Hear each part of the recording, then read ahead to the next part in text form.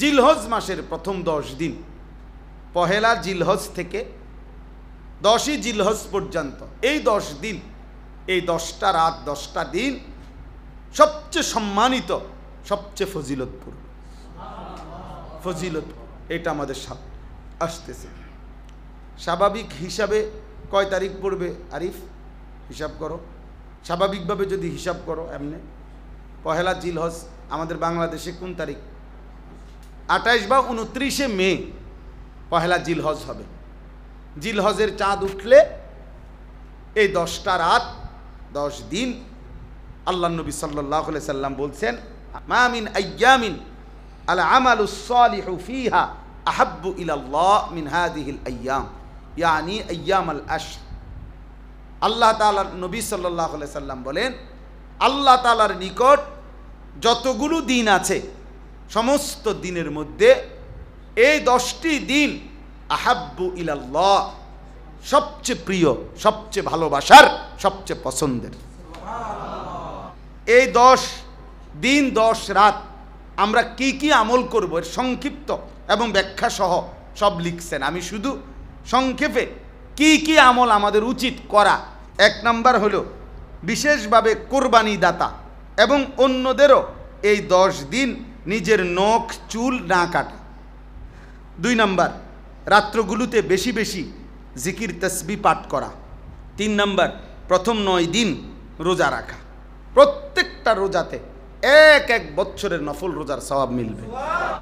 4 number আরাফার দিন অর্থাৎ কোরবানির আগের দিন 9ই জিলহজ রোজা রাখা, এটা বিশেষ, অর্থাৎ কোরবানির আগের দিন বিশেষভাবে ওই দিন রোজা রাখার সর্বোচ্চ চেষ্টা করা। নবীজি সাল্লাল্লাহু আলাইহি সাল্লাম বলছেন, ওই দিনকার রোজায় আমি আল্লাহর কাছে আশাবাদী, আইয়ুকাফিরাস সানাতাল্লাতী ক্বাবলাহু ওয়াস সানাতাল্লাতী বা'দাহু, আল্লাহ তাআলা পিছনের এবং সামনের, এই সামনে এবং পিছনের 2 বছরের গুনাহ মাফ করে দিবেন। এজন্য তোমরা রাখো রোজা। যুবক ছেলে তোমরা রোজাই রাখো। তোমরা অনেক ছেলে পেলে মনে করো আমরা পোলাইন মানে আমরা কি আমল দিয়ে আমরা কিরু, তোমরা আমল দিয়ে কিরো, তোমরা মোবাইল টিপা বইয়ে বইয়ে কেবল বেড়ি চাইবা। দুর্ভাগা এটা নিয়েই এত বেশি মনোযোগী থাকে যে তার নিজের জন্য সে কিছুই নিতে পারে না। সব সময় এটা অভিজ্ঞতা, এটার প্রতি তার মোবাইল হাতে ধরে রাখলে, হাতে ধরে রেকর্ড করলে, হাতে ধরে ভিডিও করলে, ওয়াজ বয়ান, তে এই দুর্ভাগা আর কিচ্ছু বোঝে না। এই শুধু মানে সর্বোচ্চ যত্ন নিয়া মোবাইলটার মধ্যে উঠায়, এইটাই যা, এটা একটা সুকারি আমার মোবাইলে ওয়াজ আছে, বুঝছেন না? আমাদের দেশে আগে বলতো, অনেক গ্রাম্য মানুষ কয় না যে বেটা 2-4 জন হুজুর আমরা পকেটেই থাকে, এরকম বহুত হুজুর আমরা কি পকেটেই থাকে, এরকম আর কি। এইটাও এরকম এক ধরনের বাজে নেশা ছাড়া আর কিচ্ছু না। এইটা এক ধরনের মানসিকতা যে যখন তখন যেখানে সেখানে যত্রতত্র যা পায় তার ছবি উঠানো, এক ধরনের বিকৃত মানসিকতা ছাড়া, অসুস্থ মানসিকতা ছাড়া আর কিচ্ছু। এর কোনো বৈজ্ঞানিক ভিত্তিও নাই, এর কোনো দার্শনিক কোনো যুক্তিও নাই। কোরআন সুন্নাত তো কোনো ন্যূনতম কিচ্ছু নাই, বাকি পৃথিবীর জাগতিক কোনো ব্যাখ্যাও নাই, কোনো কারণ না। এমনি নিজের চুল, নিজের শরীর, নিজের দেহ, বাহিরের মানুষের যখন যেটা ভালো মন্দ, হাসি কান্না, পাগল সুস্থ অসুস্থ, গরু ছাগল যেটা পায়, কিছু বিকৃত মানুষের মানসিকতা হলো সারাক্ষণ শুধু ছবি উঠাও, ছবি উঠাও। এটা এক ধরনের একদম অসুস্থ মানুষ। একজন মোমেন, কমপক্ষে একজন ফিকিরমান মানুষ, সে এত ফালতু কাজে সময় নষ্ট করে না। একেবারে দুনিয়াবি ফিকিরও যাদের, অর্থাৎ যাদের এতটুকু চিন্তা আছে যে আমার দুনিয়া আরও সাজানো দরকার, আরও টাকা, আরও সম্পদ, আরও প্রাচুর্য, আরও বাড়ি, আরও বড় ব্যাংক, আরও ব্যালেন্স, আরও মিল, আরও ফ্যাক্টরি করা দরকার, মানে দুনিয়াবি সমৃদ্ধিও যারা চায় তারাও এত বেশি ব্যবহার করে না এই মোবাইল। তারা বড় মোবাইল ব্যবহার আছে তাদের, কিন্তু সেটা তাদের নির্দিষ্ট প্রয়োজন ছাড়া, প্রয়োজনের কাজে ব্যবহার ছাড়া। আমাদের ছেলে পেলে যেই অপ্রয়োজনীয় ফালতু মানুষের মতো সারা দিন রাত এটা নিয়ে ব্যস্ত আছে, এত পাগল ইউরোপিয়ানরাও না। বাস্তব সত্য, ইউরোপিয়ান যারা কাফের মুশরিক ইয়াহুদি খ্রিস্টান, এই বেঈমানরাও এত মাতাল না, এরাও এত বেওকুফ না। ওরা আরো অনেক বেশি কাজের প্রতি দায়িত্বশীল। হ্যাঁ, হোক তাদের এটা দুনিয়া, তারা দুনিয়া বুঝছে তো দুনিয়ায় খুব মন দিয়া করতেছে। এটা খুব জরুরি বিষয়। এই জন্য প্রিয় ভাই, এটা খুব বোঝা উচিত। দিন রাত মেহনত করা যায়, পরিশ্রম করা যায়। হয় দুনিয়া আসবে, নয় আখেরাত আসবে। হয়তো দুনিয়ার কোনো লাভ হবে, আর নয়তো আখেরাতের কোনো কি হবে, লাভ হবে। একটা কিছুতে থাকতে হবে। কোনো কিছু নাই মা লা ফাইদাতা ফিদ দুনিয়া ওয়াল আখিরা, যে কাজের কোনো দুনিয়াতেও ফায়দা নাই, আখেরাতেও ফায়দা নাই, এটা লাগব, এটা অনর্থক কথা, অনর্থক কাজ। একটা মানুষের পাঞ্জাবি সিলাইয়া গাও দিছে, সে গায়ে দিয়া ফেলছে অলরেডি সেলাই করা, আপনি এটার মধ্যে আলাপ জুড়াই দিলেন, এটা কি কাপড়, টরে কি টরে, জাফানি টরে, কত করে লইছেন? 260, 210 টাকা করে সিল্লাইয়া বেছে। আপনার কোন বেকুবে কইছে 260 করে? আমারে কইলেন না, হেবড়ার কইত, বুঝলেন না? কয় গজ লাগবো আপনার? থান দরকার, থানাই না দিব আপনার। এই শুরু হইলো এবার হেমিয়া কইতে, আর দূর বেটা, তুই জানোস বেটা, চাই তুই করতে আনবি, এই লাগলো। অথচ পাঞ্জাবি এটা গায়ে দিয়ে 2 মাস গেছে গা, আপনি এটার দাম লইয়া, এটার মূলানি লইয়া কি অর্থ? তাহলে এই কথাটা বাহ্যিক দৃষ্টিতে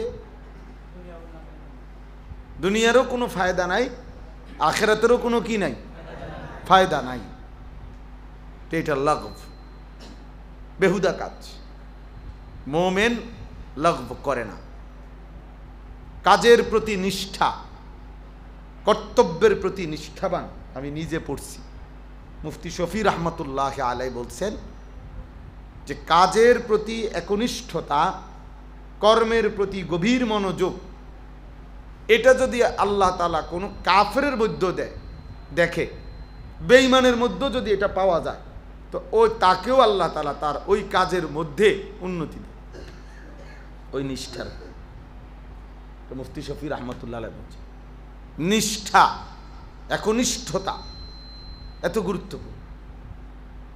এই জন্য গোটা পাশ্চাত্য ইউরোপ তাদের দুনিয়াবি এত উন্নতির পিছনে তাদের রাত দিনের গভীর মনোযোগ দুনিয়া সাজানোর মধ্যে। ফলে তারা এই লাইনে অনেক কিছু, এই যে আজকে ইসরায়েল যারা প্রতিনিয়ত মুসলমান ফিলিস্তিনিদেরকে মারছে, এদের জনসংখ্যা একদম অল্প, 1 কোটি না। ইসরায়েলের জনগোষ্ঠী 1 কোটি নয়, 1 কোটির চাইতে কম। আর আমাদের সারা বাংলাদেশে আমরা হলাম 18 থেকে 20 কোটি। নিখুঁত হিসাব করলে আরো হবে বেশি, সরকারি হিসাবে না এগুলা বলে। যাই হোক, ধরে নিলাম 18-20 কোটি, কিন্তু ওরা 1 কোটি নয়। কিন্তু ইসরায়েলের যে মূল শহর তেল আবিব, এই ইহুদিদের রাজধানী, ওইটা একবারে যেই কোনো কেউ জানে, এটা একটা ঐতিহাসিক তথ্য যে এই তেল আবিব এটা এমন এক শহর বলা হয় এটাকে, যেই শহরে কখনো রাত হয় না। এটা যে কোনো খবরে আপনার দেখলো, আপনি এটা সার্চ করলেও পাইবেন। এটা দেখলেন এটার বৈশিষ্ট্য কি। ইসরায়েলের এই প্রধান নগরী তেল আবিবের বৈশিষ্ট্য হলো এটা এমন এক শহর যেই শহরে কখনো রাত হয় না। মানে কি? মানে এনে সূর্য ডুবে না, তো তাহলে রাত হয় না মানে কি? অর্থ হইল এটা এমন একটি শহর যেই শহরে কখনোই এমন কোনো টাইম নাই যে টাইমে পুরা শহরের সমস্ত কর্মস্থল অফিস আদালত কাজ কর্ম সব একসাথে এই মুহূর্তে বন্ধ। যে যেমন রাত 10টার পরে বা 12টার পরে সকাল 4টা পর্যন্ত কমপক্ষে মনে করেন এটুকু টাইম ঢাকা শহর বা একটা শহর যে অধিকাংশ 98% 99% কর্মক্ষেত্র বন্ধ, ঠিক না? কমপক্ষে 6 ঘন্টা, কমপক্ষে 8 ঘন্টা, মানে এই সময় কোনো কি নাই, অফিস আদালত ব্যাংক ব্যালেন্স মিল ফ্যাক্টরি চালু নাই। হ্যাঁ, বিচ্ছিন্ন কিছু থাকতে পারে। তাহলে এই হিসাবে মানে এটা বোঝা যায় এখন রাত, এই কারণে এটা বন্ধ। কিন্তু তাদের ওই শহরে 24 ঘন্টা বাই রোটেশন এভাবে কাজ হয়, অফিস আদালতের নিয়ম নিজাম কাজকর্মের, যে রাত 2টা দিনের 2টা বরাবর বরাবর একদম সেম। ওই রাত 2টা তো দিনের 2টায়, রাত 12টাতেও দিনের 12টার মতো সমান তালে কাজ চলে বাই রোটেশন। এই পরিমাণ মেহনত করে, এই পরিমাণ পরিশ্রম তারা করে। এই কারণে বলে যে তাদের ওই শহরে কখনো রাত হয় না, সারাক্ষণই কি করে, কাজ করে। ফলে এই 1 কোটির চাইতে কম মানুষ আজকে সারা পৃথিবীর, এই সারা পৃথিবীতে যদি 800 কোটি মানুষ হয়, কথার কথায় আরো কম হোক বেশ হোক, ধরে নিলাম 800 কোটি মানুষ যদি হয়, আর এরা যদি 1 কোটি হয়, তাহলে বাকি মানুষ কত? 799 কোটি। এই 799 কোটি মানুষকে যারা যন্ত্রণা দিতেছে, কষ্ট দিতেছে, 799 কোটি মানুষের বিরুদ্ধে ষড়যন্ত্র করে 24 ঘন্টা যারা, তারা এই 1 কোটি মানুষ। তাদের যন্ত্রণা থেকে, তাদের ষড়যন্ত্র থেকে, তাদের ফাঁদ থেকে মুসলমানও নিরাপদ না, খ্রিস্টানও নিরাপদ না, অন্য কোনো জাত ধর্মও কি না নিরাপদ। এরা সবাইকে তটস্থ রাখে এবং সবার পিছনে ছড়ি ঘুরা, আঙ্গুল ঘুরা। পৃথিবীর যেখানে যা হয় তার পিছনে তাদের হাত আছে। যেখানে যত বিশৃঙ্খলা, যেই কোনো ছোট বড় দেশে যত রকমের বিশৃঙ্খলা, এর মধ্যে তাদের ইন্ধন আছে। এত সাংঘাতিক, এত ভয়ঙ্কর, জঘন্য। তো আমার বলার উদ্দেশ্য হলো তাদের এটা মন্দ দিক, কিন্তু তারা পরিশ্রমী। বুঝেন না কথাটা? পরিশ্রমী। কিন্তু আমাদের হালাত হলো, আমাদের অবস্থা হইল, আমাদের সংখ্যাগরিষ্ঠ এবং মূল সন্তান যারা, অর্থাৎ কিশোর যুবক, যেটা হইল মূল কর্মের টাইম, পরিশ্রমের টাইম, গড়ার টাইম, গায়ে গতরে খাটনের টাইম, এরা হইল সংখ্যাগরিষ্ঠ অকর্মণ্য অপদার্থ। এদের জীবনের কোনো লক্ষ্য নাই, উদ্দেশ্য নাই। একজন বাবা কষ্ট করে হয়তো বিদেশ করতেছে, এই একজন বাবার বিদেশের উপার্জনের উপরে সংসারের 6টা অপদার্থ মোবাইল টিপে আর খায়, ঘুমায়, আর ওই বেচারার ঘাম বাইয়া বাইয়া পড়ে। এই হলো, যার ফলে আফসুস ছাড়া, নাহলে আমাদের যথেষ্ট পরিমাণ জনশক্তি আছে, আমাদের কিশোর আছে, আমাদের যুবক আছে, মেধা আছে, বুদ্ধি আছে, শরীরের সক্ষমতা আছে, সব আছে। কিন্তু আমরা পিছায় পড়ি কেন? পিছানো কেন? আমরা আগাইতে পারি না কেন? কারণ আমাদের কর্মের উদ্দীপনা কম, মেহনতের জজবা কম, পরিশ্রমের মানসিকতা কম, অলসতা, অবহেলা, অকর্মণ্যতা, গাফলত, খামখেয়ালি, শাহওয়াত, লজ্জাস্থানের শাহওয়াতের সামনে, যৌন শাহওয়াতের সামনে আমাদের সারাক্ষণ ব্যস্ততা। আমাদের মূল অংশ, যে আমার কাছে একটা কিতাব আছে, লিশাবাবি ফাকাত, শুধুই যুবকদের জন্য, একটা আরবি বই। তো এখানে লেখা আছে যে যুবক শুনো, তোমার বয়স হইল, তোমার হায়াত হইল বাইনা দুফাইন। আল্লাহ তাআলা কোরআনুল কারীমের মধ্যে বলছে যুবকের বয়সটা হইল দুই দুর্বলতার মাঝের সময়। অর্থাৎ যুবক তুমি, তোমার বয়সটার দুই পাশেই দুর্বলতা। এক পাশ হলো শিশুকাল, সেটাও দুর্বলতার সময়, আরেক পাশে হলো বৃদ্ধকাল, ওইটাও দুর্বলতার সময়। মাঝখানের সক্ষমতার সময়টাই হলো তোমারটা। কাজে কাজ করা, মেহনত করা, পরিশ্রম করা, এই সময়টাই হলো তোমার, এই দায়িত্বটাই তোমার। গড়া, সাজানো পৃথিবীকে, দিনকে, ধর্মকে, এটা তোমারই দায়িত্ব। কোরআনুল কারীমের মধ্যে আছে আল্লাহুল্লাযী খালাকাকুম মিন দুফিন, সূরা রোমের মধ্যে আছে আল্লাহ তোমাদেরকে সৃষ্টি করেছেন দুর্বলতা, মানে দুর্বল অবস্থায়। দুফ এ প্রথম, মানে শিশুকাল। সুম্মা জাআলা মিন বা'দি দুফিন কুওয়াতান, অতঃপর আল্লাহ তাআলা তোমাদের সেই দুর্বলতার উপরে দিয়েছেন কুওয়াতান, শক্তি।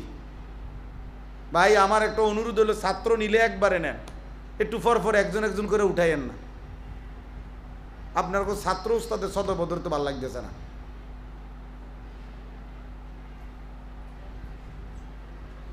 উঠাউটি করবেন না কেউ, একদম উঠাউটি করবেন না। এটা কোনো 3 ঘন্টার জন্য বসছি না, বসছি অল্প একটু টাইম। আমি আপনাদের চাইতে বেশি গরিব দিকে তাকাইতেছি। আলহামদুলিল্লাহ, আমি তো ভাবছি হবেই না, যেই বৃষ্টি নামছে। এরপরও ওরে বললাম যে জি গাও মৌলানা আব্দুল কাইয়ুম সাহেবরে, আইতাম না, যাই বাজিয়ে ঘুমাইতাম। এরপরে হে বলছে না হুজুর যাইতেন কইছে। আমি যাক যাই তাইলে আল্লাহ তাআলা বলতেছেন সুম্মা জাআলা মিন বা'দি দুফিন কুওয়াতান, অতঃপর আল্লাহই তোমাদের সেই দুর্বলতার উপরে দিলেন কুওয়াতান, মানে কি শক্তি, তার মানে যৌবন। সুম্মা জাআলা মিন বা'দি কুওয়াতিন দুফান ওয়া শাইবা, এই যে পুনরায় আবার সেই শক্তিতে ফিরিয়ে দিলেন দুর্বলতা এবং বৃদ্ধ অবস্থা। তাহলে আশ-শাবাবু বাইনা দুফাইন, যুবক হলো দুই দুর্বলতার, বাম এদিকেও তার দুর্বলতা, এদিকেও তার কি দুর্বলতা। যৌবন কালটাই কাল। এবার তুমি যদি পিছন দিকে ফিরো তাইলেও দুর্বলতা, যদি সামনে আগাও তাইলেও কি আসতেছে। তাহলে কাজ করার এখনই সময়, মেহনত করার এখনই সময়।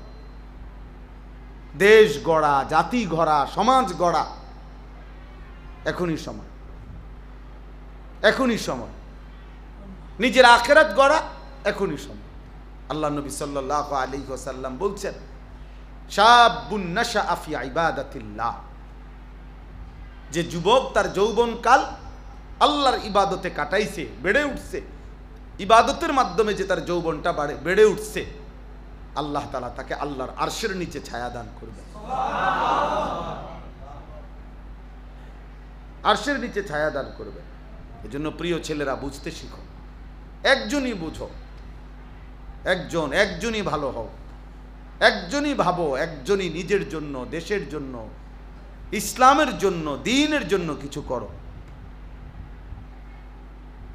যে হোক আমি একজন। আমাদের প্রিয় ভাই বর্তমান সময়ে উদীয়মান, আলহামদুলিল্লাহ অনেক সুন্দর বয়ান করে, আমগো পছন্দের আমার শায়েখ আরিফ বিল্লাহ হাকিমুন নফস আল্লামা মুফতি মুশতাকুন নবী কাসিমি, আমার শায়েখেরও পছন্দের হজরত মাওলানা মুফতি ইউসুফ বিন ইকবাল।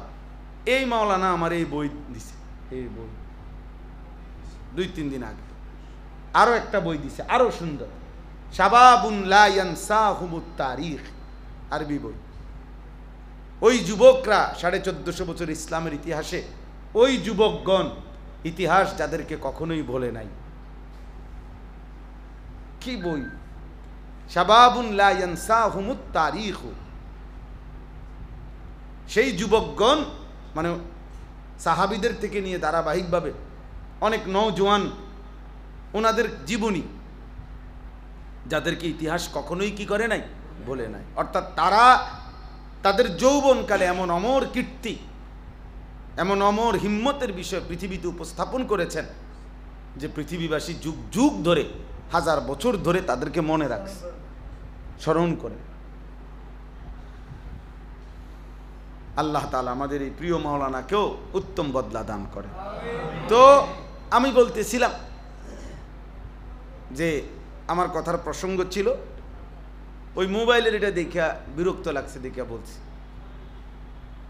ফাগরি মাথার দৈন্যা ছাত্র মাশাআল্লাহ দাঁড়াইয়া মোবাইলের এমনভাবে চাইতেছে, এটারে মানে বাড়াইতে আছে, কমাইতে আছে, খুব মনোযোগ। যে আমার মনে হয় না পড়া এত মনোযোগ দিয়া পড়ে। এটা পাইয়া যে সে কি খুশি হয়েছে, যিনি তার হাতে এটা দিছেন উনি তার সবচেয়ে বড় এহসান করছে, এবং কে দিছে আমি তাও দেখছি। অনেক বড় কল্যাণ করছে ওই ছাত্রের, যে তাকে সবার সামনে বুঝাইছে যে তুমি কি সুন্দর মোবাইল করতে উঠাইতে পারো। আল্লাহ দুইজনকেই বুঝ দান করে। তো আমি আপনাদের কাছে এটা বলতে চাই, আল্লাহ তাআলা বলছেন রব্বুকা ইয়াখলুকু মা ইয়াশাউ ওয়া ইয়াখতার। এটার আলোকে বলতেছিলাম যে আল্লাহ তাআলা এই আয়াতের মধ্যে বলছেন, যে আয়াত আমি পড়ছি, ইন্না ইদ্দাতাশ শুহুরি ইনদাল্লাহি 12 শাহরান, নিশ্চয়ই আল্লাহর নিকট মাসসমূহের গণনা 12। কত? তাহলে এই 12 মাস পৃথিবীতে, যে 12 মাসে বছর হবে, 12 মাসের হিসাবে চলবে, এটা কে নির্ধারণ করে দিছে? সময় আল্লাহ ঠিক করে দিছে। সময় আল্লাহ, সময় কার? আল্লাহ। এই জন্য বাবা এটা বুঝাও, এই এক কথা জীবনের জন্য যথেষ্ট, যে আমার হায়াত, আমার জীবন মানে আমার সময়, আমার সময় মানে আমার জীবন, জীবন মানেই সময়, সময় মানেই জীবন। জীবনের কদর করা মানে সময়ের কদর করা, সময়ের কদর করা মানে হায়াতের, জীবনের কদর করা। যেমন আমরা দুনিয়াতে দেখি অহরহ বয়স্ক মানুষ অসুস্থ হয়ে যায়, দুর্বল হয়ে যায়, তো তখন ওই মানুষটাই বলে দোয়া করো আমার আর সময় নাই, আমার আর কি নাই, এ মানে হায়াত নাই। এই তো বুঝাইতে চায়, আমার আর সময় নাই মানে কি, আমার আর হায়াত, আমার আর বেশি দিন বাঁচতাম না। একেবারে মারাত্মক অ্যাক্সিডেন্ট অথবা মারাত্মক কোনো অসুস্থ ব্যক্তি এটা বলে দোয়া করো আমার আর কি নাই, সময় নাই, আমি আর বেশিক্ষণ বাঁচবো, আমার আর হায়াত নাই। তাহলে জীবন মানে সময়, সময় মানেই জীবন। এজন্য হায়াতের কদর করা, সময়ের কদর করা, সময়কে বুঝা, সময়ের কদর উপলব্ধি করা অনেক বড় নিয়ামত, অনেক বড় নিয়ামত, অনেক বড় নিয়ামত। ইমাম শাফি রহমতুল্লাহ আলাইহি বলছেন, আমি সারা জিন্দেগি বুজুর্গদের কাছ থেকে যা অর্জন করছি, সেই অর্জনের মধ্যে শ্রেষ্ঠ যে কথা আমি শিখছি, একজন বড় ইমাম মুজতাহিদ তিনি বলছেন, আমি আমার সারা জিন্দেগি এলেম শিখতে গিয়ে আল্লাহওয়ালাদের কাছ থেকে যা শিখছি, তার মধ্যে সবচেয়ে বড় যে কথাটা শিখছি সেটা হলো আল ওয়াক্তু সাইফুন, সময় হলো তরবারির মতো, ইনলাম তাকতাহু কাতাআকা, তুমি যদি সময়কে না কাটো সময় তোমাকে কেটে ফেলবে। অর্থ হইল তুমি যদি তোমার সময়কে না ভাগ করো কাজের জন্য, নিজের জিন্দিগির জন্য, তাহলে সময় তোমারে কাটতে কাটতে পার হয়ে যাবে। আমাকে হিসাব করতে হবে, আমি 20 মিনিটে খানা খাইতে হইব, আমার টার্গেট আমি 3 ঘন্টা বিশ্রাম করবো, তো ঠিক 3 ঘন্টার ব্যবধানে আমার উঠতে হইব। এর জন্য আমার মোবাইলে যত রকমের অ্যালার্ম দিতে হয় আমার দিতে হইব। আমার ফজরের নামাজের জামাত 4:45-এ, তাহলে কাজে 4:30-এ আমার কি করতে হইব, উঠতে হইব। এটা আমার হিসাব করতে হইব। কাজে আমার ঘুম সাফ হোক বা না সাফ হোক, টাইম কম থাকুক বা না থাকুক, আমাকে উঠতে হবে। আমি কালকে রাত্রে 3টায় ঘুমাইছি বরাবর, তো আমি আবার ফজরের নামাজের জামাত ধরছি 45-এর জামাত, তাইলে ঠিক আমার এটা হিসাব। আমার আপনার 3টা অ্যালার্ম বাজে ঘুম, ওই যে আমি যে বেশি দেরিতে ঘুমাই, আমার এই ছোটো মোবাইল এইটাতে অ্যালার্ম বাজে, আমার বিবির মোবাইলটার মধ্যে অ্যালার্ম বাজে, আবার একটা এমনি গড়িওয়ালা খুব আওয়াজ, ভয়ঙ্কর আওয়াজ, ওইটাতে অ্যালার্ম বাজে, সবটি বাজাইয়া এরপরে উঠি। কারণ যখন ঘুমাই তখন আর থাকে 1 ঘন্টা বাকি, কখনো 50 মিনিট সময় ঘুমাই, আবার এতক্ষণ বইও থাকতে পারি না। মানে এই 1টা ঘন্টা যে বসে থাকুম শরীরের পক্ষে আর এত সারা রাত সারাদিন মেহনত করে গিয়া আর কুলাইতে পারি না, তাইলে কিন্তু আমাকে তো উঠতেই হবে, এটা আমার জিম্মাদারি। তাইলে ইমাম শাফি রহমতুল্লাহ আলাইহি বলেন, কাট কাট কাট করে একটা কট কাট আওয়াজ শোনা যায়, আমি প্রায় এটা মনোযোগ দিয়ে শুনি, আমার বাসায় ভাল লাগে আমার কাছে। একটা বাবিয়ারি যে আমারে সময় আমারে কাটতে কাটতে কি করতেছে, চলে যায়। এই সেকেন্ড ঘুরছে মানে আমার হায়াত, আমার হায়াত, আমার ঘন্টা চলে যাচ্ছে, আমার মিনিট চলে যাচ্ছে, আমার মিনিট চলে যাচ্ছে। আমি যখন বাসার থেকে আজকে বের হয়েছি তখন বাজে 12:30, এখন বাজে কি 8টা, 7:50। তাইলে এই সময় আমার উপর দিয়ে কি আমার হায়াত থেকে কমাই দিল। এই জন্য আল্লাহ তাআলা বলেন, আসমান জমিন সৃষ্টির সূচনা থেকেই আমি আমার তাকদীরের ফয়সালা অনুপাতে 12টি মাস নির্ধারণ করেছি। মিনহা আরবাআতুন হুরুম, আর এই 12টি মাসের মধ্যে আমি আল্লাহ তাআলাই 4টি মাসকে সম্মানিত করেছি। কয়টা মাস? যালিকা দ্বীনুল কাইয়্যিম, আল্লাহ বলে এটা আমার অকাট্য বিধান, মানে মাস হবে 12টা আর এই 4টা মাস থাকবে সম্মানিত, এটা কখনোই নড়চড় হবে না, নড়চড় হবে না। 11 মাসও হবে না, 13 মাসও হবে না, 13 মাসও হবে না। একবার আপনার আমাদের এই বাংলাদেশে 1 ঘন্টা কমায় দিছিল, মনে আছেন আব্দুল কাইয়ুম ভাই? আহা মুসিবত কাহাকে বলে, 1 ঘন্টা কমায় দিছিল। তখন এই যন্ত্রণায় আমরা তখন এমন বিপদ ছিল যে আপনার তখন বলতে হইতো প্রত্যেক কাজে আগের 9টা না অনের 9টা, আগের 10টা নাকি এখনকার 10টা, আগের 11টা নাকি অনকার 11টা, এইটা বলতে হইতো। এত বিরক্ত লাগতো তখন। তো আল্লাহ তাআলা বলেন, যালিকা দ্বীনুল কাইয়্যিম, এটা আমার অকাট্য বিধান যে এটা নড়চড় হবে না। এইবার আল্লাহ তাআলা বলেন, এই যে কথাটা আমার বলার উদ্দেশ্য, ফালা তাজলিমু ফিহিন্না আনফুসাকুম, এই কথাইটা বলার জন্য এটা পড়ছি। আল্লাহ তাআলা বলেন, অতএব হে আমার বান্দাগণ, সম্মানিত ওই 4টি মাসে তোমরা গুনাহের মাধ্যমে, আমার আমল বর্জনের মাধ্যমে এবং গুনাহ করার মাধ্যমে নিজের উপরে জুলুম করো না, নিজেরে বরবাদ করো না। ফালা তাজলিমু ফিহিন্না আনফুসাকুম, ওই মাসগুলোতে তোমরা নিজের উপরে কি করো না, জুলুম করো না। মানে জুলুম কিভাবে করবে? 2 ভাবে। এক হলো কর্তব্য করণীয়গুলো ছেড়ে দেওয়ার মাধ্যমে, 2 নিষেধগুলো করার মাধ্যমে। নিষেধগুলো যা আমার, তা যদি করো এটাও যেমন নিজের উপরে জুলুম করলা, আমার আদেশগুলো যা করো নাই তো এটাও নিজের উপরে কি করলা, জুলুম করলা, জুলুম করলা। ফালা তাজলিমু ফিহিন্না আনফুসাকুম, তোমরা নিজের উপরে জুলুম করো না। তাইলে এই 12টি মাস যেটা মুহররম থেকে শুরু হয়েছে, জিলহজ মাসে আইসা শেষ হয়, এই 12টি মাস আল্লাহ তাআলার পক্ষ থেকে নির্ধারণ করা। আর ওই 4টা মাস সম্মানিত মাস। তো সেই 4টা মাস কোন 4টা মাস, এটা নবীজি সাল্লাল্লাহু আলাইহি ওয়াসাল্লাম স্পষ্টভাবে হাদিসের মধ্যে তিনি বলে দিয়েছেন। নবী সাল্লাল্লাহু আলাইহি ওয়াসাল্লাম বলছে, সালাসুন মুতাওয়ালিয়াত, 3টি মাস হচ্ছে ধারাবাহিকভাবে। নবীজি সাল্লাল্লাহু আলাইহি সাল্লাম বলছেন, 1 নম্বর হলো যুলকাদা, যুলহজ্জা ওয়াল মুহররম, এই সিরিয়ালে। এই এখন জিলকদ মাস শেষ হওয়ার পথে। ওই যে বললেন কত আরিফ, কত কইলা? 22। আজকে 22 জিলকদ। এরপরে যে মাস আসতেছে জিলহজ, এরপরের মাস হলো মুহররম। এই 3টা মাস সম্মানিত।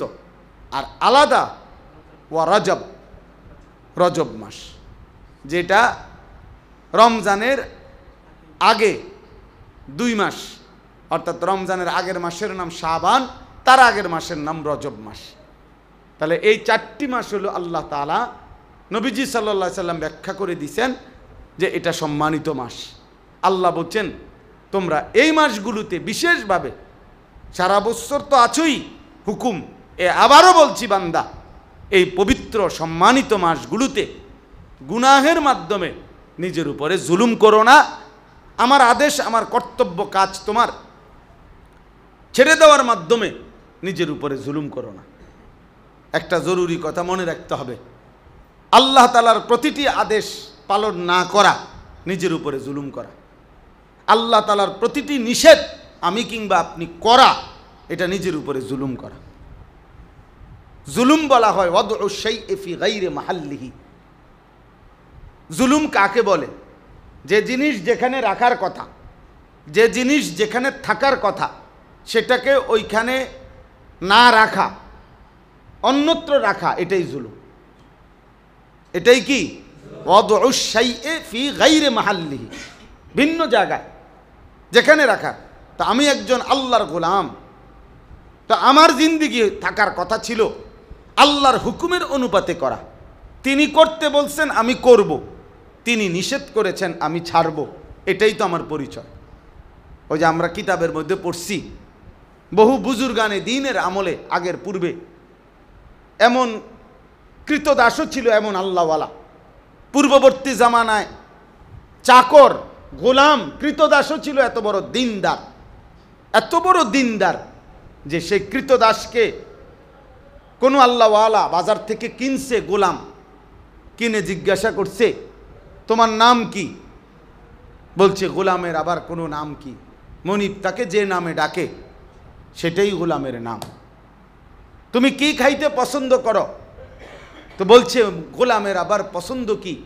মনিব তাকে যা খাইতে দেয় সেটাই গোলামের খাবার। তুমি কি পড়তে পছন্দ করো? বলছে না, গোলামের আবার ব্যক্তিগত পোশাক কি, পছন্দ কি? মনিব তাকে যা পড়তে দেয় এটাই তার গোলামের কি পছন্দ। তখন ওই বুজুর্গ চিৎকার করে কাঁদছে আর বলছে হায়, এক কৃতদাস মহান আল্লাহকে যে পরিমাণ চিনছে, বা কমপক্ষে মনিবকে যে পরিমাণ চিনছে, আমি যদি আমার মনিবকে এই পরিমাণ চিনতাম কত না ভালো হইতো, কত না ভালো হইতো, কত না উত্তম হইতো। আজকে তোমরা যে কয়জন যুবক আছো, প্রিয় ভাই, তোমরাও তোমাদের উপরে সুস্থ সময়, সবল টাইম, এখন তোমাদের ফুললি ব্রেন এখন শার্প, তোমরা এখন সুস্থ সবল স্বাভাবিক, বুড়াও না, অসলও না, পঙ্গুও না, মাতালও না, পাগলও না, তারসিরাও না, প্রতিবন্ধীও না। তাহলে সর্বদিকে সুস্থ থাকার পরেও এদ্দুর আকল, এদ্দুর দিমাগ যাদের নাই, যে আমার আল্লাহ আমারে কি করতে বলছে, আমার রসুল সাল্লাল্লাহু আলাইহি ওয়াসাল্লাম আমাকে কি করতে বলেছেন, এটা যা বোঝে না, এদ্দুর বিবেক যার নাই, তার মতো অপদার্থ আর কেউ হইতে পারে না, আর কেউ হইতে পারে না। এটা নিজের উপরে নিজেকে নিজে ছোট করা ছাড়া, যে আমি এমন একজন যুবক যার কোনো আকল বলতে নাই, বিবেক বোধ, বুদ্ধি বিবেচনা বলতেও কিছু নাই। নাই তো আমি তো এখন এই মুহূর্তে তো দুর্বল না। আজকে যদি 90 বছরের বুড়া মানুষ হইতো, যে ডাইন দিকে যাইতে গিয়ে বাম দিকে জায়গা, সামনে গেলে ফিচ্চায় ফিরে যায়, শরীর চলে না, জান চলে না, তাইলে একটা ভিন্ন কথা ছিল। তোমাদের সমস্যা কি ভাই? নামাজ পড়তে তোমাদের অসুবিধা কি?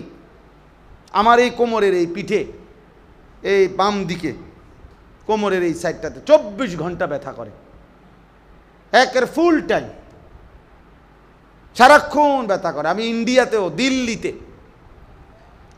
ডাক্তার দেখাইছি, অনেক টাকার ওষুধ খাই, কিন্তু এটা সারাক্ষণ ব্যথা করে। তাইলে এটা এখন 40 বছরের পর থেকে, যেদিন থেকে আমার 41 বছর শুরু হয়েছে, ওই সময় থেকে আমার কোমর ব্যথা শুরু হয়েছে। আমার স্পষ্ট হিসাব আছে, 40 বছরের পর থেকে 41 বছর, 1-1.5 বছরের মাথায় চশমা পড়তে হয়েছে, ছোট্ট লেখাটা কম দেখি। কিন্তু এর আগে ক্লান্তি কাকে বলে, দুর্বলতা বলতে কি, অলসতা বলতে কি, আমি এটা তেমন একটা বুঝতাম না। আমি কত সময় বলছি যে আমি টানা 4.5 ঘন্টা 4 ঘন্টা একটানা বয়ান করে গেছি এবং এক শব্দ আসতে বলি নাই। আমাদের আল্লামা মামুনুল হক দামাত বারাকাতুহুম, যিনি বাঘের গর্জন দেয়, উনি যেমন সব কথাই দেখেন না জোরে বলে, আল্লাহ তাআলার ইচ্ছা দয়া, এটা মালিকের ইচ্ছা ছাড়া সম্ভব না, আল্লাহর ফজল ছাড়া সম্ভব না। তাহলে একটা সময় আমরা এটা ভাবছি, এরকম 4 ঘন্টা 2.5 ঘন্টা পায়ে হাইটা মাহফিলে আসছি, 2.5 ঘন্টা পায়ে হাইটা ফিরে গেছি, 4 ঘন্টা 3.5 ঘন্টা 3 ঘন্টা ওয়াজ করছি। আস্তা এরকম 1 লিটারওয়ালা 7 আপ কোকের বোতল, এগুলো আগে ঠান্ডা ফ্রিজ থেকে নামাইয়া খাইয়ে ফেলতাম পুরাটা। তা ক্লান্তি কাকে বলে এটা বুঝতাম না তখন, কিন্তু এখন সারাক্ষণই ক্লান্তি লাগে, কষ্ট হয়, জিরাইতে হয়। তাহলে এখন ওর বয়সের এই হালাত, কিন্তু নওজোয়ানের সমস্যাটা কি? নওজোয়ানের সমস্যাটা কি? এই জন্য হজরত যায়েদ ইবনে সাবিত রাদিয়াল্লাহু তাআলা আনহু, বিখ্যাত সাহাবী, মাত্র 16 বছর বয়সে হজরত আবু বকর সিদ্দিক রাদিয়াল্লাহু তাআলা আনহু ওনাকে বলছিলেন যে কোরআনুল করিম পুরা 30 পারা, রাসূলুল্লাহ সাল্লাল্লাহু আলাইহি সাল্লামের লক্ষের চাইতে বেশি সাহাবী নবীজির ইন্তেকালের পরে যার কাছে যেটুকু লেখা আছে, কারো কাছে তখন কোরআন শরীফ একসাথে 30 পারা একসাথে একজনের কাছে লেখা ছিল না, টুকরা টুকরা ছিল, কারো কাছে 10 আয়াত, 1 সূরা, 2 সূরা, এরকম বিচ্ছিন্ন বিচ্ছিন্ন ছিল। তো আবু বকর সিদ্দিক রাদিয়াল্লাহু তাআলা আনহুর খেলাফত আমলে উনি এই 16 বছর বয়স্ক এই সাহাবী যায়েদ, ওনাকে দায়িত্ব দিছে এই সমস্ত সাহাবীদের থেকে যার কাছে কোরআন শরীফের যত সংকলন আছে, যেটুকু আছে, সব একত্র করবা, সবগুলোকে যাচাই বাছাই করবা, এরপরে 30 পারা কোরআন একসাথ করবা। এই পুরা প্রকল্পটা, পুরা কাজটার প্রধান জিম্মাদার তোমারে বানাইতে চাই, তুমি পারবানি। তখন হজরত যায়েদ ইবনে সাবিত রাদিয়াল্লাহু তাআলা আনহু বলেন, আমিরুল মুমিনিন, আমি চাইলে এই পাহাড়টা কাইটা আরেকখানে স্তূপ দিতে পারো।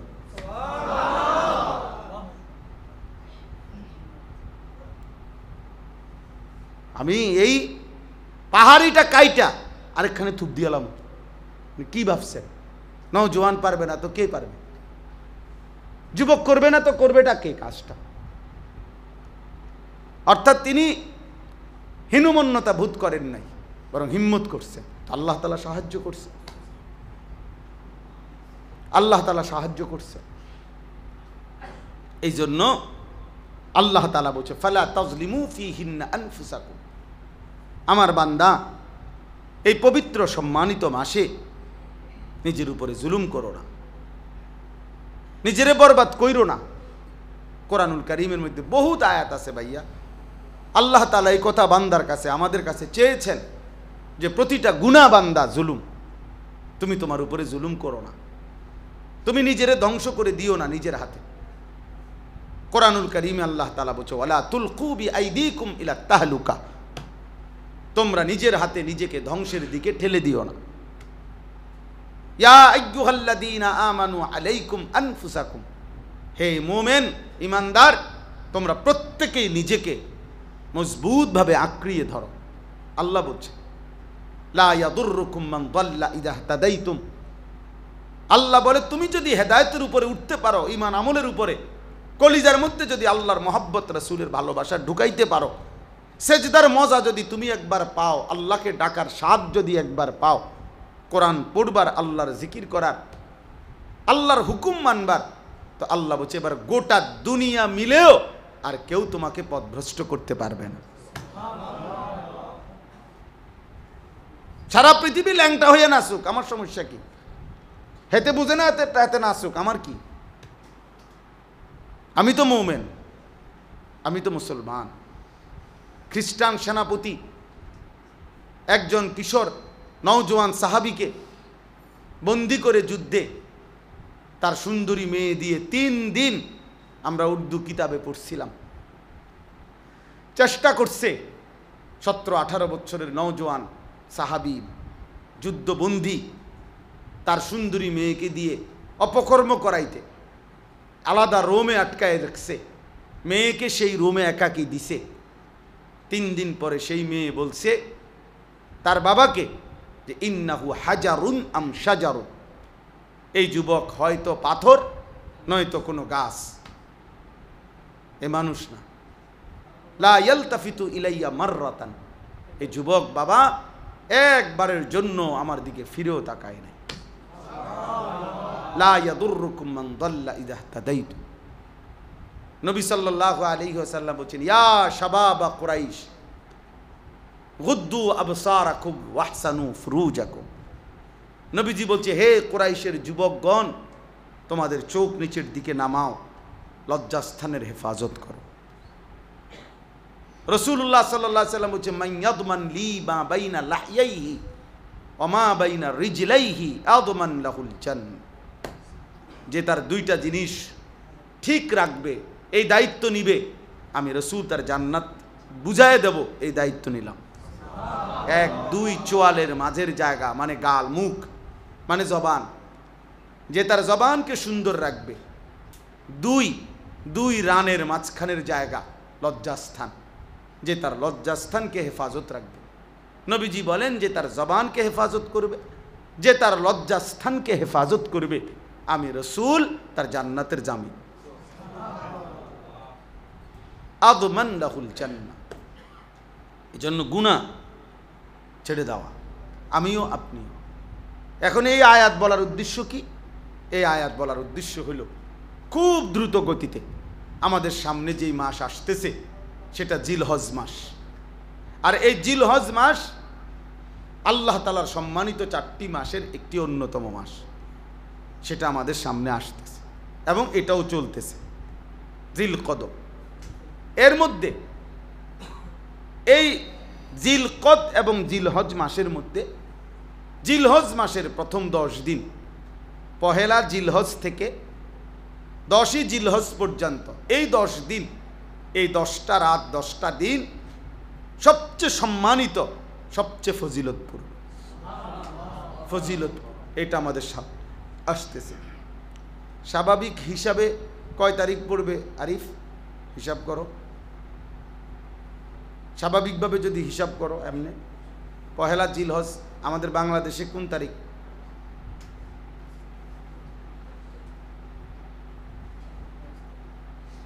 জি 28 এপ্রিল অথবা 29 এপ্রিল, আর সরি মে, 28 বা 29 মে পহেলা জিলহজ হবে। জিলহজের চাঁদ উঠলে এই 10টা রাত 10 দিন আল্লাহ নবী সাল্লাল্লাহু আলাইহি সাল্লাম বলছেন, আমি এটাই পড়ছি এখানে, নবীজি সাল্লাল্লাহু আলাইহি সাল্লাম বলছেন এই 10 রাত, এখানে যে সম্মানিত মাসের বিশেষ এই 10টা দিন 10টা রাত, নবীজি সাল্লাল্লাহু আলাইহি সাল্লাম বলেন, মা মিন আইয়ামিন আল আমালুস সালিহু ফিহা আহাব্বু ইলাল্লাহ মিন হাদিহিল আইয়াম, ইয়ানি আইয়ামাল আশর। আল্লাহ তাআলার নবী সাল্লাল্লাহু আলাইহি সাল্লাম বলেন, আল্লাহ তাআলার নিকট যতগুলো দিন আছে সমস্ত দিনের মধ্যে এই 10টি দিন আহাব্বু ইলাল্লাহ, সবচেয়ে প্রিয়, সবচেয়ে ভালোবাসার, সবচেয়ে পছন্দের। কি পছন্দের? আল আমালুস সালিহু ফিহা, এই 10 রাতের আমল, এই 10 রাতের 10 দিনের আমল কোনো বান্দা যদি, কোনো মুমিন যদি এই জিলহজের এই 10 দিন, জিলহজের এই 10 দিন বিশেষভাবে আমল করে, আমলের মধ্যে কাটায়, আল্লাহর গুনাহ নাফরমানি, আল্লাহর অবাধ্যতা থেকে নিজেকে হেফাজত করে, আর আল্লাহ তাআলার হুকুম আর আদেশের মধ্যে নিজেকে ব্যস্ত রাখে, আহাব্বু ইলাল্লাহ, এটা আল্লাহ তাআলার কাছে সবচেয়ে প্রিয় এই সময়ের আমল, এই 10 দিনের আমল। তো সাহাবীরা জিজ্ঞেস করছে, আজীব প্রশ্ন করছে, ক্বালু ইয়া রাসূলুল্লাহ ওয়ালাল জিহাদু ফি সাবিলিল্লাহ, হে আল্লাহর রাসূল, এই 10 দিনের আমল, এই 10 দিন গুনাহ থেকে বাঁচা আর এই 10 দিন আমলে কাটানো, এটা কি আল্লাহর রাস্তায় জিহাদ ফি সাবিলিল্লাহ তার চাইতে দামি? নবীজি বললেন, ক্বালা ওয়ালাল জিহাদু ফি সাবিলিল্লাহ, হ্যাঁ সাহাবীরা, আল্লাহর রাস্তায় জিহাদের চাইতেও দামি। অর্থাৎ এই 10 দিন আল্লাহর রাস্তায় জিহাদের চাইতেও দামি। তবে একটা ব্যাখ্যা দিছে নবীজি, ইল্লা রাজুলুন খারাজা বিনাফসিহি ওয়া মালিহি ফালাম ইয়ারজি মিন যালিকা বিশাইইন। হ্যাঁ, তবে আগের থেকেই যেই মুজাহিদ নিজের জান এবং মাল নিয়ে পুরাপুরি আল্লাহর রাস্তায় যুদ্ধে বের হয়ে গেছে, এখনো যুদ্ধের ময়দানেই আছে, সেই যুদ্ধের ময়দান থেকে আর ফিরেই নাই, যে পুরা ওয়াকফ করে দিছে নিজেকে আল্লাহর রাস্তায় জিহাদের জন্য, তিনি এই 10 রাত্রি 10 দিনের ইবাদতকারীর চাইতেও দামি। আর স্বাভাবিক জিহাদ, স্বাভাবিকভাবে নতুন করে এই সময়ের জিহাদ ফি সাবিলিল্লাহর চাইতেও এই 10 রাত্রি 10 দিনের ধারাবাহিক আমল এবং গুনাহ থেকে মুক্ত থাকা আল্লাহর কাছে অধিক প্রিয়। তাইলে কি বোঝা গেল? সেরকম একটি গুরুত্বপূর্ণ সময় আমাদের সামনে আসতেছে। এই জন্য আমরা যারা এখানে বসছি সবার মধ্যে এই নিয়ে মানসিকতা থাকা উচিত। এই 10 রাত্রি, এই 10 দিনের মধ্যেই ইসলামের অত্যন্ত গুরুত্বপূর্ণ 2টা ইবাদত পালন হয়। একটা হলো হজ, আরেকটা হলো কোরবানি। 10ই জিলহজ কোরবানি আদায় হয়, আর একেবারে 9ই জিলহজ ইয়াউমে আরাফার মাধ্যমে শ্রেষ্ঠতম ইবাদত হজ কি হয়? আদায় হয়। তাইলে হজ এবং কোরবানির মতো শ্রেষ্ঠ ফজিলতপূর্ণ গুরুত্বপূর্ণ ইসলামের মৌলিক ইবাদতের অনুষ্ঠিত হয় এই 10 দিন 10 রাত্রের মধ্যে। আবার সাথে সাথে ধারাবাহিকভাবে এই 10 দিন 10 রাত্রের আমলও আল্লাহর কাছে আহাব, অধিক প্রিয়। এই জন্য আমরা যদি একটু খেয়াল করি, এই যে কয়জন ইসলাহি মজলিসে আমি মনে করাই দিলাম, যাদেরই সুযোগ হয়, যারাই চেষ্টা করা উচিত, কিশোর হোক, যুবক হোক, বয়স্ক হোক, আলেম গাইরা আলেম, আমাদের সবাই এই সামনের এই 10 দিন জিলহজের 10 দিনকে আলাদাভাবে ইবাদত আমলের দ্বারা রঙিন করা, গুনাহ থেকে শতভাগ ফিরে থাকার সর্বাত্মক চেষ্টা করা। আল্লাহ তৌফিক দান করে। কোরআনুল কারীমের মধ্যে একটা সূরা আছে, 30 নম্বর পারা, কোরআনুল কারীমের 89 নম্বর সূরা। ওই সূরার মধ্যে আল্লাহ তাআলা 2টা জিনিসের কসম করেছেন, ওয়াল ফাজরি ওয়া লায়ালিন আশর। আল্লাহ বলেন, আমি আল্লাহ কসম করলাম ফজরের ওয়াক্তের। কোন ওয়াক্তের? আর 2 নম্বর ওয়া লায়ালিন আশরি, আল্লাহ তাআলা বলেন আমি 10 রাত্রির কসম করলাম। হযরত আব্দুল্লাহ ইবনে আব্বাস সহ বিশিষ্ট মুফাসসিরিনে কেরামের অভিমত হইল, এই যে আল্লাহ 10 রাত্রির কসম করছেন কোরআনে, এর দ্বারা এই জিলহজ্জের এই 10 রাত্রিকে বোঝানো হয়েছে। তাহলে জিলহজের এই 10 রাত্রি আল্লাহর কাছে প্রিয়, এজন্য আল্লাহ তাআলা এই 10 রাত্রির কসম করেছেন। এজন্য এটা আমাদের সামনে। এখানে আমার কাছে যেই কিতাবটা আছে, জিলহজ ও কোরবানি, এই বইটার নাম ফাজায়েল ও মাসায়েল, ছোট বই।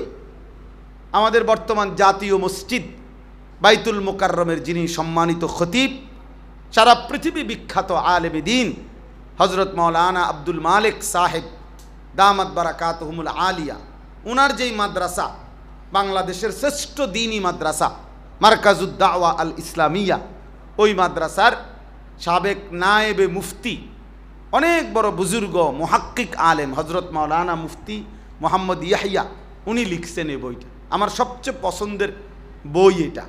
মানে এটার মধ্যে উনি এই 10 দিন 10 রাত আমরা কি কি আমল করব এর সংক্ষিপ্ত এবং ব্যাখ্যা সহ সব লিখছেন। আমি শুধু সংক্ষেপে কি কি আমল আমাদের উচিত করা এটা এখানে উল্লেখ করতেছি।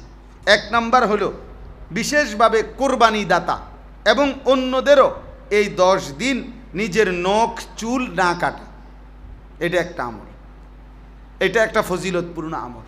অর্থাৎ জিলকদ মাসের শেষেই, জিলহজের চাঁদ উঠবার আগেই নখ এবং চুল কেটে ফেলা, আর এই 10 দিন কোরবানি হওয়ার আগ পর্যন্ত নখ চুল, বিশেষভাবে যাদের কোরবানি করে, মানে যাদের উপরে কোরবানি ওয়াজিব, তাদের জন্য বেশি জরুরি।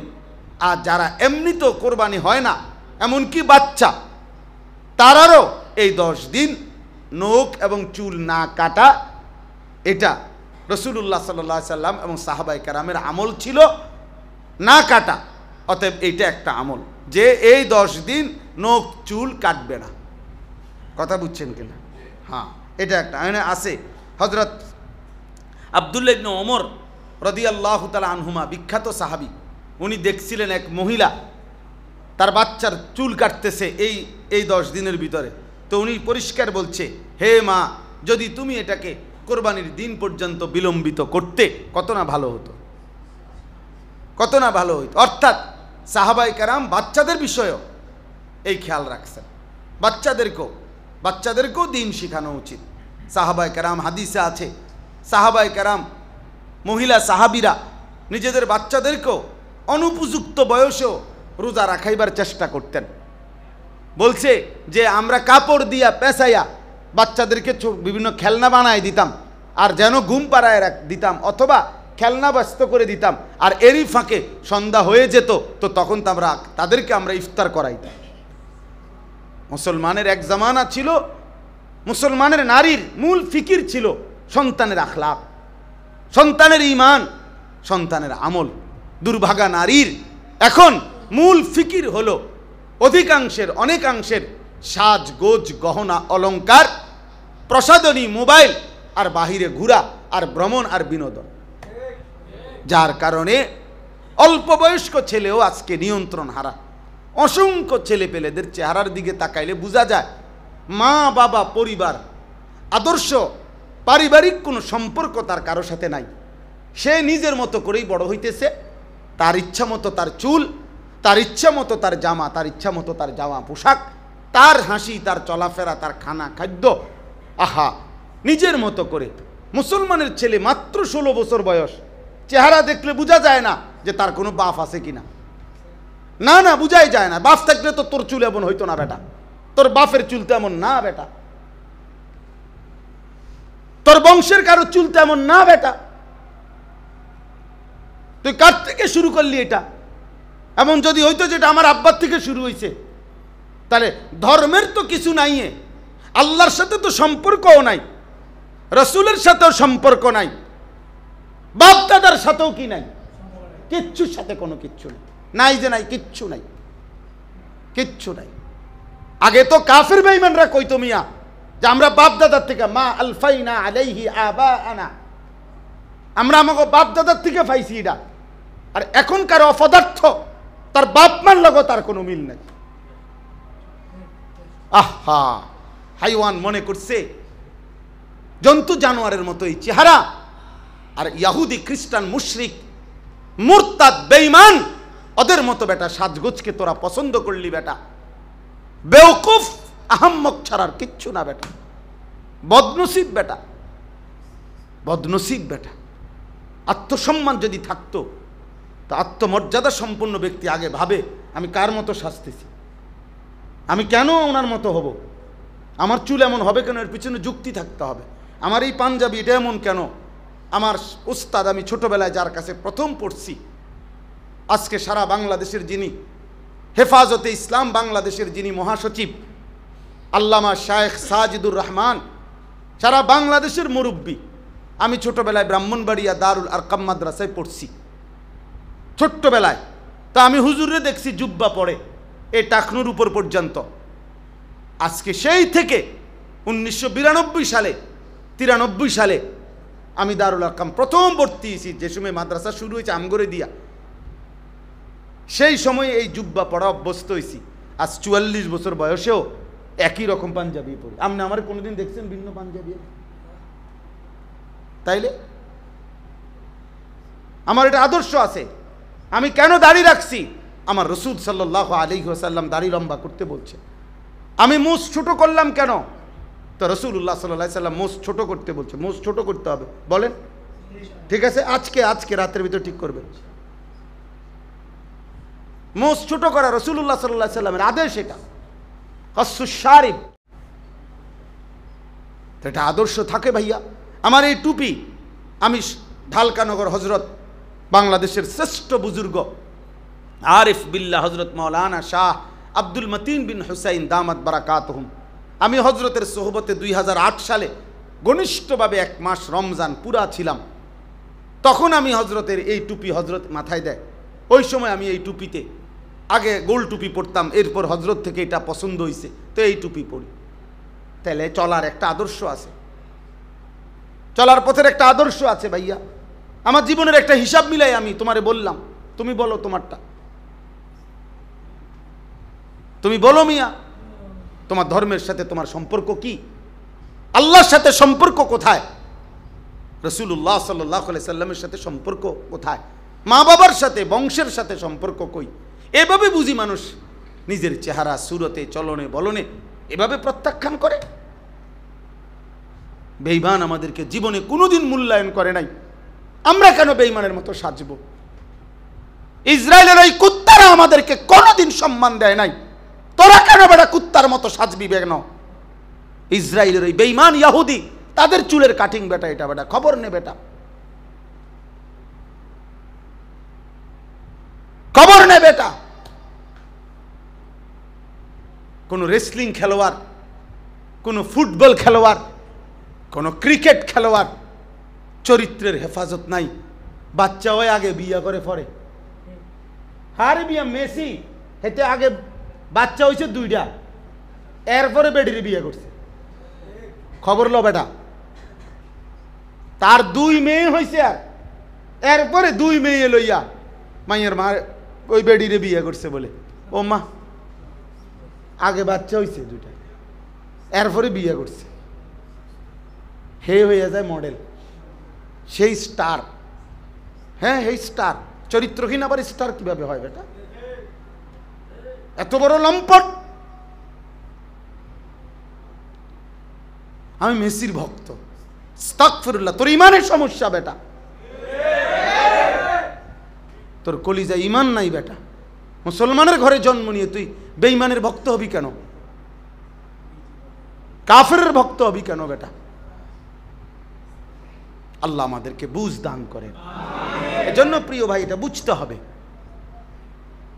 আজকে সময়ের ব্যবধানে, সময়ের প্রয়োজনে, আগামীর সময়টা ঈমান আর কুফরের যুদ্ধের সময়। শুইনো ভাইয়া, সবাই মনে রাখেন, আগামীর সময় শুধু মুখের কথায় না, আগামীর সময় অস্ত্রের ঝনঝনানি আরো বাড়বে। বেঈমানও আস্ফালন বাড়াইছে, আলহামদুলিল্লাহ ইমানদারের হিম্মতও বাড়ছে। হ্যাঁ 3 সেকেন্ড লাগে নাই, 30 সেকেন্ড লাগে নাই, 3 ঘন্টা লাগে নাই, ভারতের বেঈমানদের যুদ্ধ বিমান শোয়াই আলাইছে। ইমানদার প্রমাণ করে দিছে যে 1 চোখ আগাইলে 10 চোখ রাঙ্গায় শোয়া ফেলবে ইনশাআল্লাহ। এই জন্য এটা জরুরি দোনো দিকে, মুসলমানদের আলেম ওলামাদের ইসলাম ধর্মের দিকে, ওলামায়ে কেরামের দিকে মানুষের আগ্রহ বাড়ছে। এজন্য আমাদের বাংলাদেশেও এই ঘাপটি মাইরা যাচ্ছিল যেই সমস্ত মুনাফিক, যেই সমস্ত ওলামা বিদ্বেষী জালেম বেয়াদব, ওরা পর্যন্ত শেষ পর্যন্ত তারা নিজেকে লুকাইয়া রাখতে পারে নাই। কিশোরগঞ্জের এক বেয়াদব গত 2-3 দিন আগে বাংলাদেশের ওলামায়ে কেরামের যে নেতা নামের কলঙ্ক, চূড়ান্ত চরম বেয়াদব, ঘৃণ্য জঘন্য এক বেয়াদব, ওলামায়ে কেরামকে আমাদেরকে 500 টাকার মৌলবি আমরা নাকি, এত বড় বেয়াদব, বুড়ো হয়ে গেছে, অথচ বেয়াদবের কথা শুনলে মনে হয় সে কোনোদিন কোনো আলেমে দিন তার মাথায় কোনোদিন হাত বুলায় নাই। সে বলছে যে আমাদের দেশের মা বোনদেরকে আবেদন করছে, তোমরা হুজুরদের বাচ্চা পেটে নিও না। কত বড় জানোয়ার! তোর বাপ মার বিয়ে যদি কোনো আলেমে দিন না পারাইতো তো তুই তোর মার গর্বে কেমনে আসতি বেটা? তুই তোর মার গর্বে আসতি কেমনে? তোর বাপ মার বিয়ে তোর কোন আব্বাই পড়াইছে? কোনো না কোনো আলেমে দিনই তো পড়াইছে। তুই এত বড় কথা বললি কেমনে? খবিস মানে আখবাস খবিস। সে খবিস বলে যে কোনো মা বোন যেন কোনো আলেমকে পেটে না ধরে, কোনো আলেমের বাচ্চা যেন পেটে না ধরে। সে আবেদন করছে বাংলাদেশ। আফসুসের ব্যাপার। সে প্রমাণ করুক, ওই প্রমাণ করুক যে তার মা বাবার বিয়া কে পড়াইলো। তোর মা বাবার বিয়া কে পড়াইলো? রাস্তার কেউ পড়াইছে বেটা? কোনো না কোনো মসজিদের ইমাম সাহেব, কোনো না কোনো আলেমে দিনই তো পড়াইছে। তো ওই আলেমে দিন বিবাহ পড়ানোর কারণেই তো তোর মা বাবার বিবাহ সম্বন্ধ সম্পর্ক বৈধ হয়েছে। তার বরকতে না তুই হলি। হে অনমোলা চেনে না, হে মৌলানা চেনে না। এজন্য ভাইয়া এটা জরুরি বিষয়। আগামীর সময়ে ইনশাআল্লাহ ঈমান আর কুফরেরই মোকাবেলা হবে এবং শেষ পর্যন্ত মোমেন জিতবে ইনশাআল্লাহ। ইসলাম জিতবে, দিন জিতবে ইনশাআল্লাহ। এই জন্য কিশোর নৌজওয়ান বাবা সবাই মিলে আল্লাহর দিকে ফেরো, আল্লাহর দিকে। নিজেরে বরবাদ করো না, চরিত্রহীনদের খপ্পরে পড়ো না ভাইয়া, বেঈমানের মতো নিজেরে সাজাইও না। হাসরের ময়দানে এই অবস্থায় মৃত্যু হইলে হাসরের ময়দানে কেমনে দাঁড়াইবা? পাঞ্জাবি পরা, হ্যাঁ? তুমি মরে গেছো এমনি আর উঠবা পাঞ্জাবি পরা? হ্যাঁ, তুমি মরে গেছো দাড়ি ছাড়া, উঠবা একবারে দাড়িওয়ালা? হ্যাঁ, দি কথা। তা তাইলে আপনি বুঝেন না? সারা রাত উলঙ্গ ছবি দেখে শরীর না পাক করে যদি তুই বেটা আর রাত্রে যদি ভোর না হয়, কোনো অদৃশ্য বোমার আঘাতে যদি তুই উড়ে যাস, তা হাসরের ময়দানে কেমনে দাঁড়াইবা? তাহাজ্জুদের সেজদায়। আল্লাহ বুঝার তৌফিক দান করে। এটা আমাদের জন্য জরুরি। এই জন্য আমরা ইনশাআল্লাহ জিলহজ মাসের এই সময়টুকু সহ আমাদের জিন্দিগি আমরা আল্লাহর হুকুমের উপরে আনবো ইনশাআল্লাহ। বাকিটা শুধু পড়ে শোনাই। 2 নাম্বার, রাত্রগুলোতে বেশি বেশি জিকির তসবিহ পাঠ করা। 3 নাম্বার, প্রথম 9 দিন রোজা রাখা টানা। জিলহজের প্রথম দিন থেকে কোরবানির আগের দিন পর্যন্ত 9 দিন রোজা রাখার চেষ্টা করা। প্রত্যেকটা রোজাতে এক বছরের নফল রোজার সওয়াব মিলবে। 4 নাম্বার, আরাফার দিন অর্থাৎ কোরবানির আগের দিন 9 জিলহজ রোজা রাখা। এটা বিশেষ, অর্থাৎ কোরবানির আগের দিন বিশেষভাবে ওই দিন রোজা রাখার সর্বোচ্চ চেষ্টা করা। নবীজি সাল্লাল্লাহু আলাইহি সাল্লাম বলছেন, ওই দিনকার রোজায় আমি আল্লাহর কাছে আশাবাদী, আইয়ুকাফিরাস সানাতাল্লাতী ক্বাবলাহু ওয়াস সানাতাল্লাতী বা'দাহু। আল্লাহ তাআলা পিছনের এবং সামনের, এই সামনে এবং পিছনের 2 বছরের গুনাহ মাফ করে দিবেন। এজন্য তোমরা রাখো রোজা। যুবক ছেলে তোমরা রোজাই রাখো।